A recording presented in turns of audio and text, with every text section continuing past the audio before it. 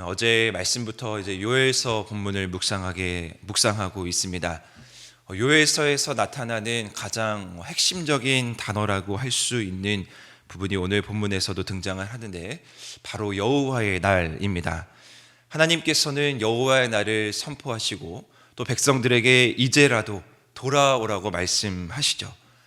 그런데 이 여호와의 날을 들었던 이스라엘 백성들은 아마 그들이 생각했을 때는 그 여호와의 날이 자신들이 생각했던 승리의 날이고 자신들이 생각했던 축제의 날이라고 여겼을 텐데 하나님께서는 오늘 이 여호와의 날을 다른 의미로 사용하고 계십니다.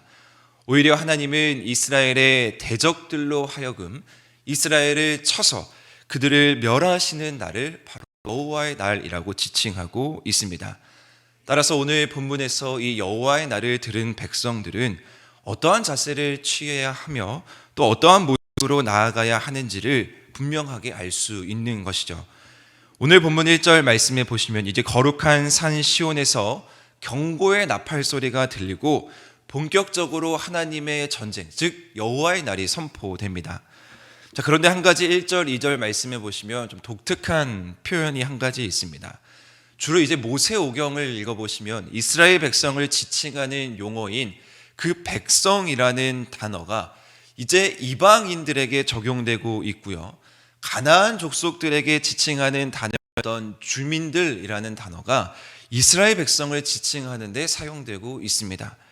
즉 이제 이스라엘 백성들은 하나님을 멀어지고 하나님에게 멀어진 자로서 주민들이라는 용어가 사용되고 이제 이스라엘 백성들을 치는 그 대적들을 백성이라는 단어로 표현함으로 인해서 이스라엘 백성이 현재 어떠한 위치에 어떠한 모습에 처해 있는지를 분명하게 알려주고 있는 것입니다. 이제 전우무한 힘을 가진 이스라엘을 대적하는 그 사람들이 불이라는 이미지로 묘사되고 있으며 그들은 에덴 동산 같은 땅을 마치 심판을 당한 소돔처럼 황폐한 들로 만들고 있습니다. 그들이 어떻게 4절에서부터 6절까지 묘사되어 있냐면요, 말을 타고 칼을 휘두르는 아주 무서운 군대로 묘사되고 있습니다. 요엘 선지자는 이러한 대적들의 표현을 통해서 이스라엘 백성들에게 무엇을 말하고 싶으신 것이냐면요, 이스라엘 백성들도 죄를 범하게 된다면, 이스라엘 백성들도 하나님과 멀어지게 된다면 언제든 심판을 면할 수 없다라는 것이죠. 이스라엘 백성들이 하나님의 백성이라고 지칭받았고 하나님의 백성으로 구별되고 선택될지라 할지라도 그들이 하나님에게 멀어지고 그들 가운데 죄악이 가득하다면 하나님은 언제든 그 백성을 주민들로 바꾸셔서 하나님의 심판이 내려지게 된다라는 것을 말하고 있습니다. 오늘 본문에 보시면 이스라엘에 대적하는 이 군대는 아주 정예 멤버로 이제 이스라엘에게 닥쳐오고 있습니다. 7절부터 말씀을 보시면 성을 기어오르고 각기 길로 나아가되 줄에 이탈하는 법이 없다고 기록되어 있습니다. 아주 잘 훈련된 부대이죠. 적의 무기를 돌파하고 나아가지만 상하지 않고요, 또한 성중으로 뛰어들어가고 성 위에서 달리고 집에 기어오르고 도둑같이 창으로도 들어가는 용사들입니다.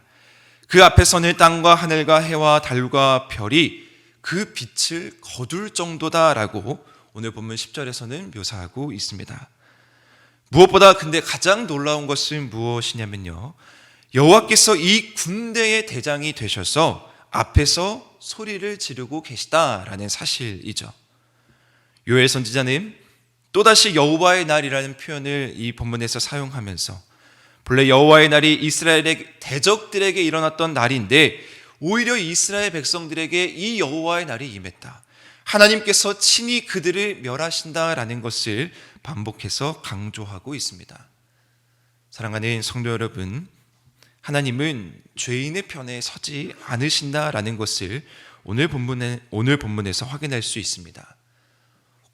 혹시 우리가 하나님 앞에 바로 서 있지 않고 우리가 만약에 죄 가운데 머문다면 하나님이 항상 우리의 편이다라는 생각을 우리는 버리고 다시 하나님께로 나아가고 다시 하나님께로 돌이킬 수 있는 그런 마음이 있어야 합니다.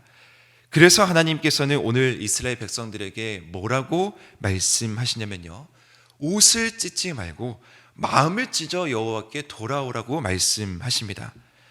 하나님께서는 그럼에도 불구하고 금식하고 울며 애통하며 마음을 다하여 여호와께 돌아오는 자를 기다린다라고 말씀하시는 것이죠. 이제 요엘 선지자는 마음을 짚고 하나님께 돌아오고 금송아지를 숭배하고 여러 우상을 숭배하며 여호와의 마음을 저버렸던 그들이 다시 하나님께로 돌아오기를 강하게 선포하고 있습니다. 그래서 시온에서 나팔을 부는데요, 이 나팔은 전쟁을 선포하는 나팔이 아니라 금식과 성회를 공식적으로 선포하는 나팔입니다. 요엘 선지자는 한 사람도 빠짐없이 모두 다 나와서 금식하고 애통해하고 울며 부르짖는 일을 이제 우리가 가장 우선시하면서 주님 앞에 나아가야 한다라는 것을 말하고 있습니다. 그래서 거룩하게 하여서 그들이 주님 앞에 거룩한 마음으로 다시 나아가서 하나님의 마음을 돌이키고 하나님의 마음을 다시 우리 백성으로 만들 수 있는 그런 놀라운 역사가 일어나기를 바라는 마음으로 요엘 선지자는 이스라엘 백성들에게 선포하고 있습니다. 사랑하는 성도 여러분, 우리가 날마다 주님 앞에 엎드리고 우리가 날마다 주의 음성을 구해야 하는 이유가 바로 여기에 있습니다. 우리는 하나님의 백성이고 하나님의 자녀이지만 늘 연약하고 늘 부족하여서 쓰러지고 넘어지고 우리도 언제든지 죄의 유혹에 빠질 수가 있습니다.